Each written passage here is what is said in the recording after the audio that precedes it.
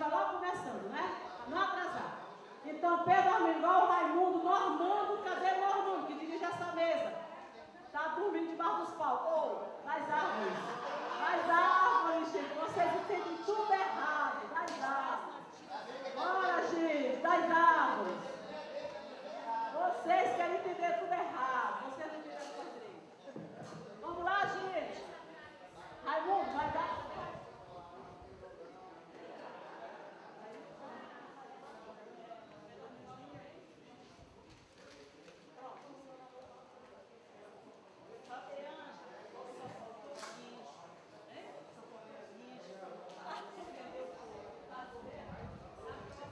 Vamos lá, gente.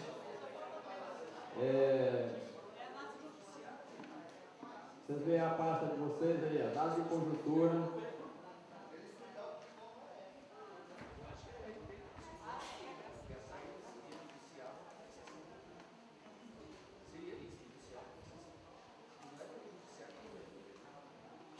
Vê se vocês conseguem aí acordar Normando.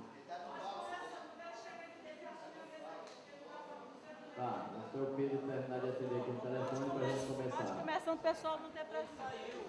Mas ele sabia que é mesmo.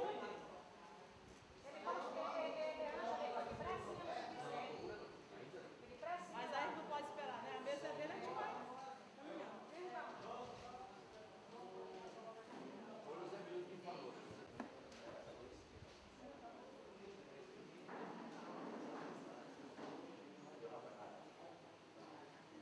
Vamos lá, gente. Então, enquanto o Divaldo chega e Normando, nós vamos passar aqui para o Pedro.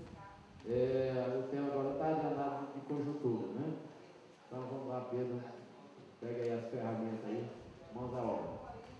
Bem, agora sem a pressão aí, né, do tempo, né?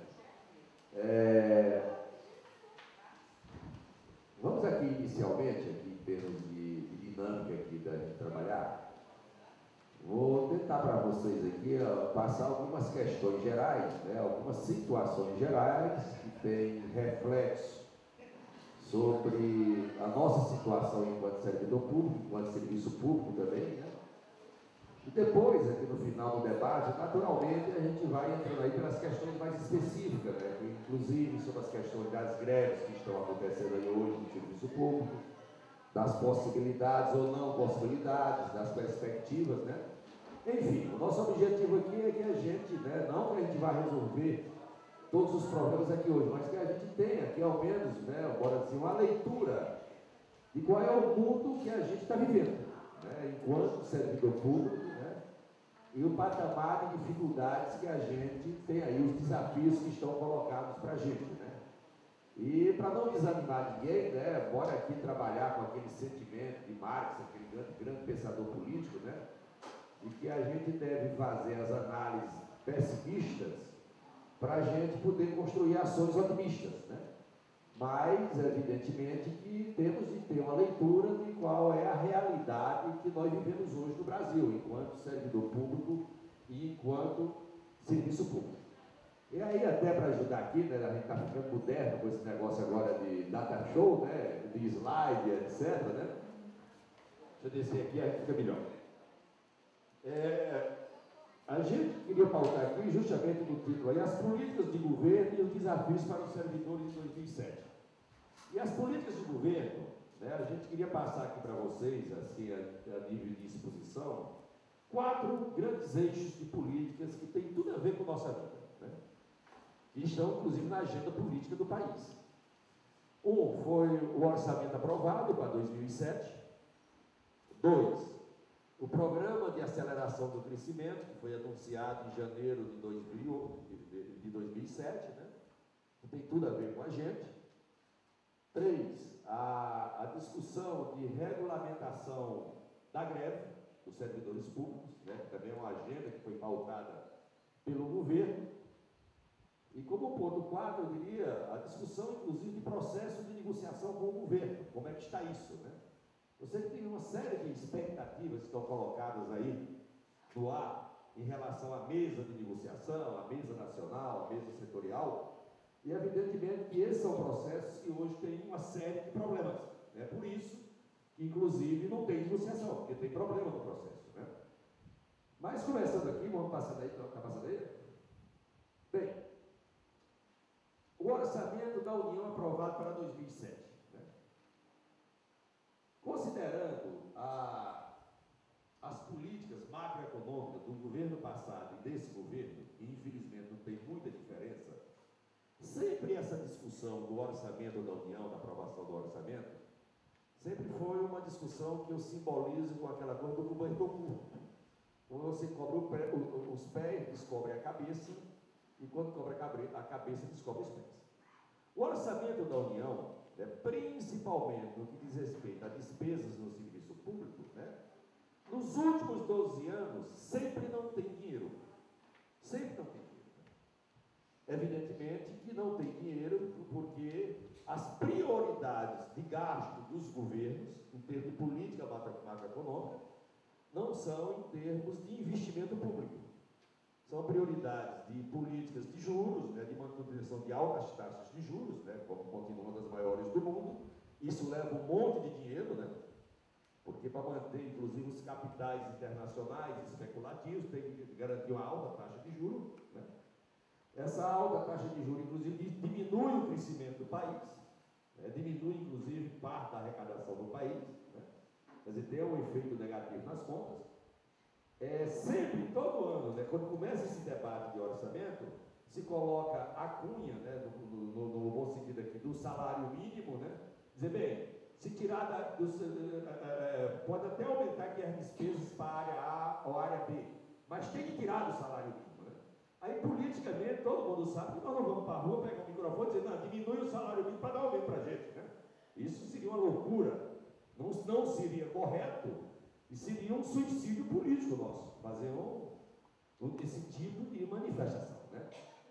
Mas, no ano passado, né, inclusive nós tivemos uma movimentação boa dentro do orçamento, da discussão do orçamento. O Congresso, né, descentralizou o debate do orçamento, foram feitos seminários regionais nas 5 regiões do país, numa capa de democratização de debate do orçamento. Foi uma mera capa, porque efetivamente não teve democratização, porque até nessa movimentação, nós da CONDICEF particularmente participamos de todos os seminários, inclusive intervindo em todos os seminários, conseguimos um monte de emenda de assinaturas de parlamentares, né, ao orçamento que estava sendo apresentado, né?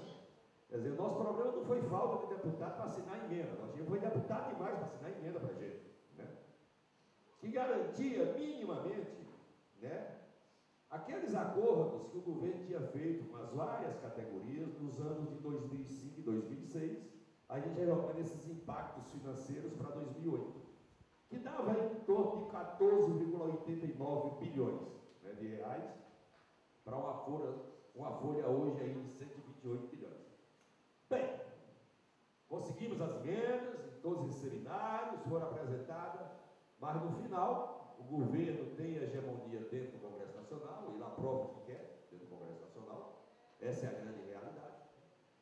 O que sobrou para nós, né, se em termos de autorização de aumento com despesa de pessoal, todas as emendas foram rejeitadas, não foi aprovada nenhuma, né, pelo próprio plenário do Congresso.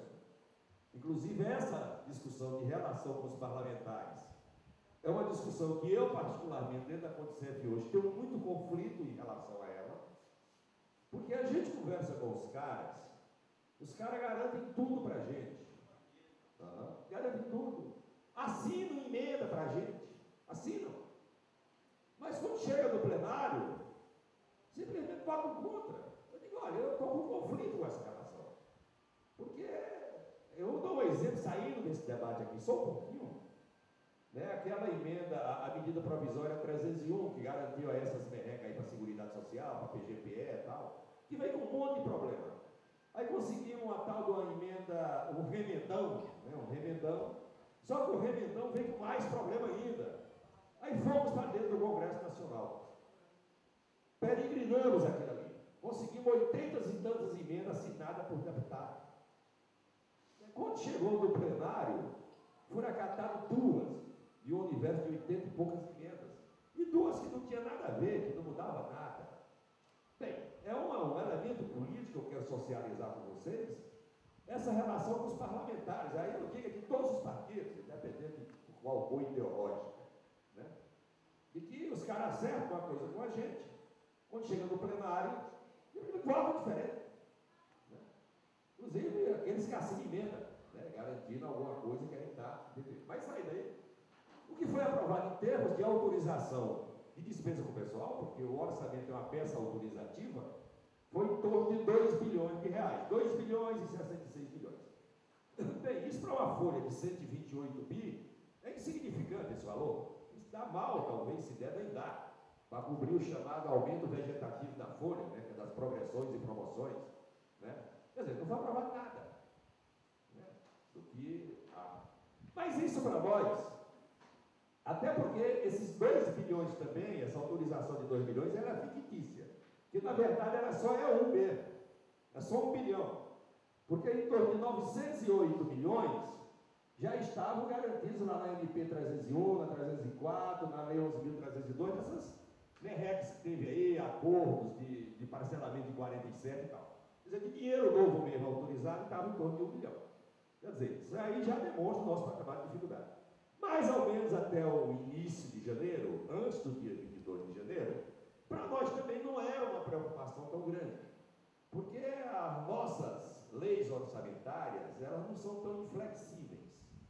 Se tiver vontade política, né, os governos fazem aditivo na hora que quer, porque dinheiro tem para fazer, né, na hora que quer, e supera, inclusive, aquilo que foi aprovado através de aditivos, né, a peça orçamentária. Não, vai depender da correlação de força, da nossa mobilização, da nossa pressão e etc. Porque, do ponto de vista dos limites legais, nós sempre tivemos, aliás, nos últimos 12 anos, do ponto de vista dos limites que a lei impõe, que era a chamada Lei de Responsabilidade Fiscal, né, a gente tinha uma margem de folga muito grande.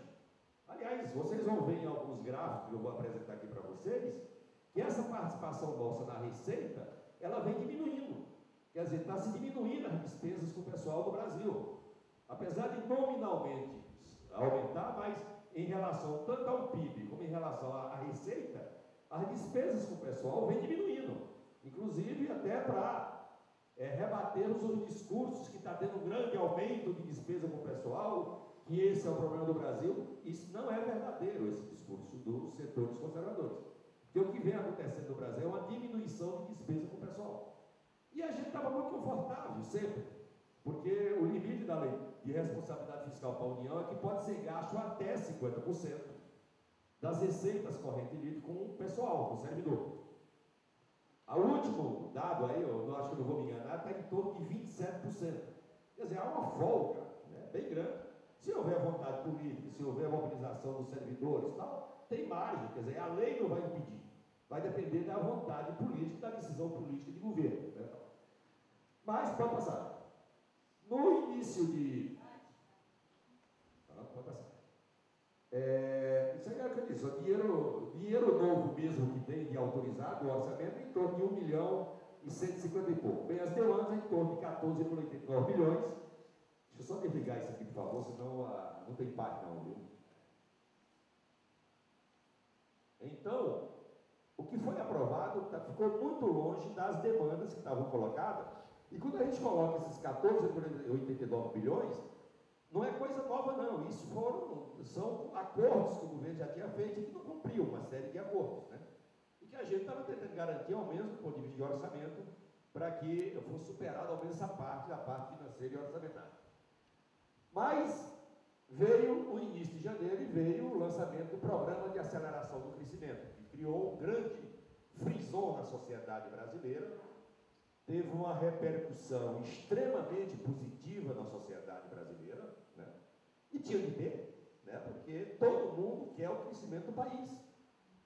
Num país desse, que temos um nível de informalidade tão grande, um nível de desempregado tão grande, tem a única perspectiva, inclusive, de se gerar emprego, é o país crescendo economicamente.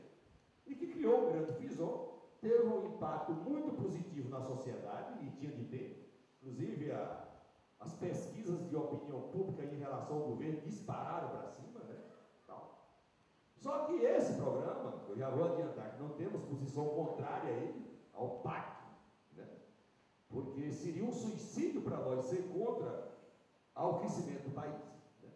Mas ele veio com uma série de contradições, inclusive do nosso ponto de vista, no detalhamento, pode até inviabilizar o programa. Eu quero que o PAC dê certo.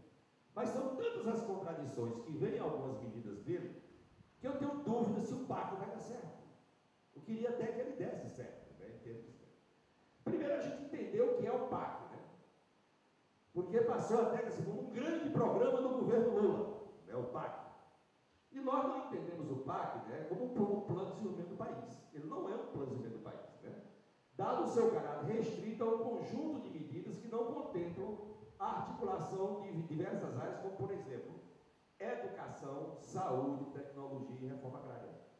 O PAC não fala em nada, não vincula nada sobre política de saúde, política de educação, política de geração de tecnologia.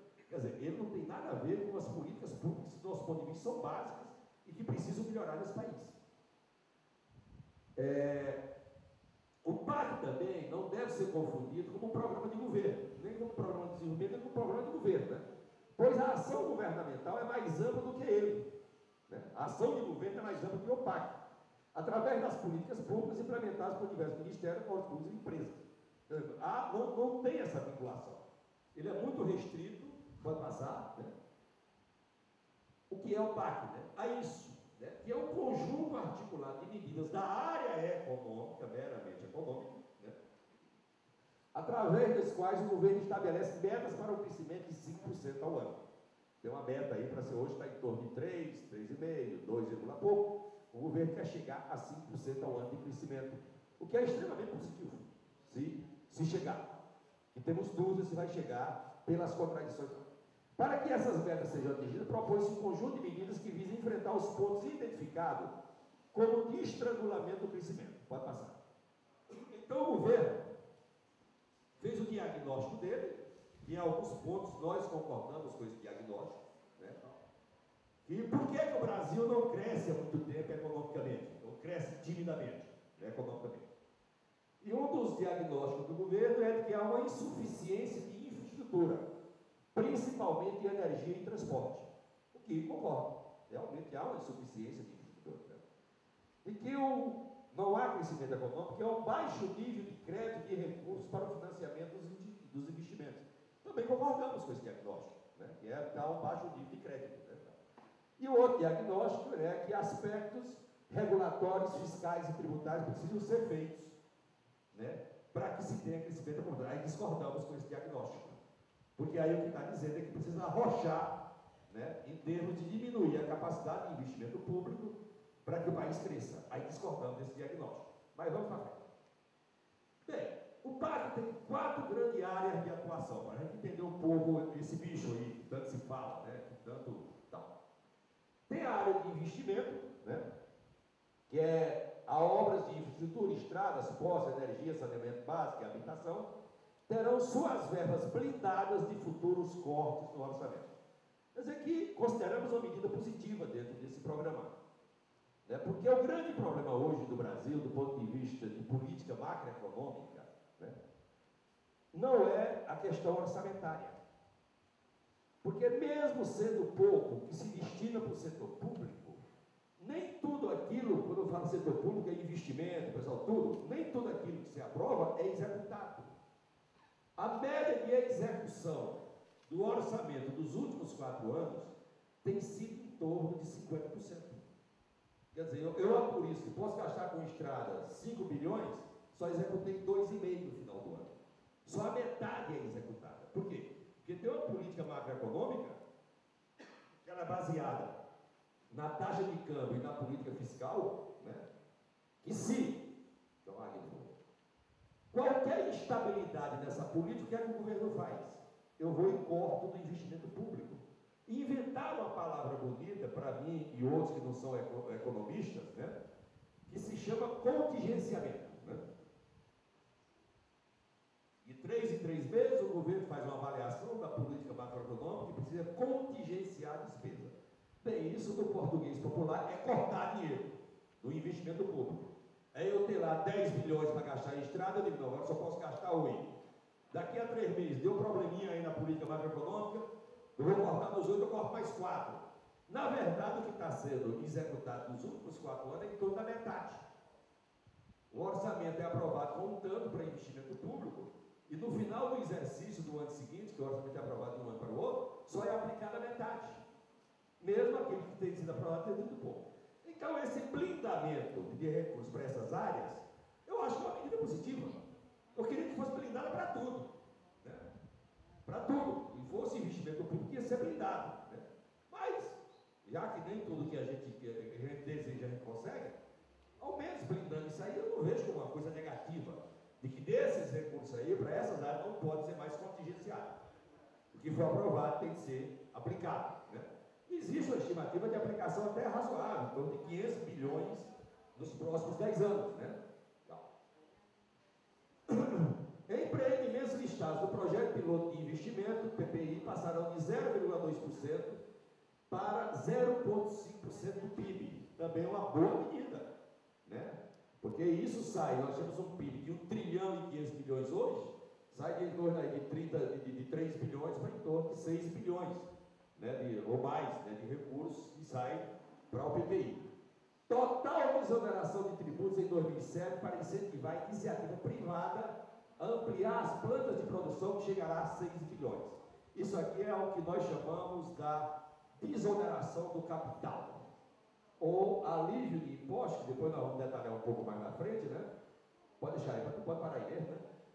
Mas que tem um problema, inclusive, né, a maioria das organizações, a Central hoje, sai com uma crítica muito forte. Não é que a gente não queira que reduza a carga tributária das empresas. Aliás, a gente quer que reduza a carga tributária das empresas, dos cidadãos, nossos, né, claro. Hoje nós somos os maiores, o segundo maior pagador de imposto do mundo é o povo brasileiro, né? Primeiro, se não me engano, é a Turquia, depois é o Brasil, quem paga mais imposto. Inclusive, outro dia, né, foi no dia 21 de maio, né, que saiu uma matéria de vários economistas nos meios de comunicação. Bem, nós trabalhamos do 1º de janeiro até 21 de maio só para pagar imposto.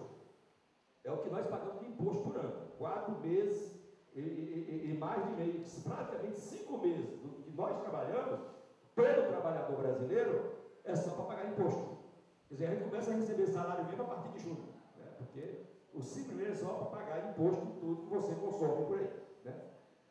E também as empresas também são altamente tributárias. Bem, mesmo que a gente queria a desoneração para tudo, mais importante desonerar um pouco as empresas, só que tem um probleminha.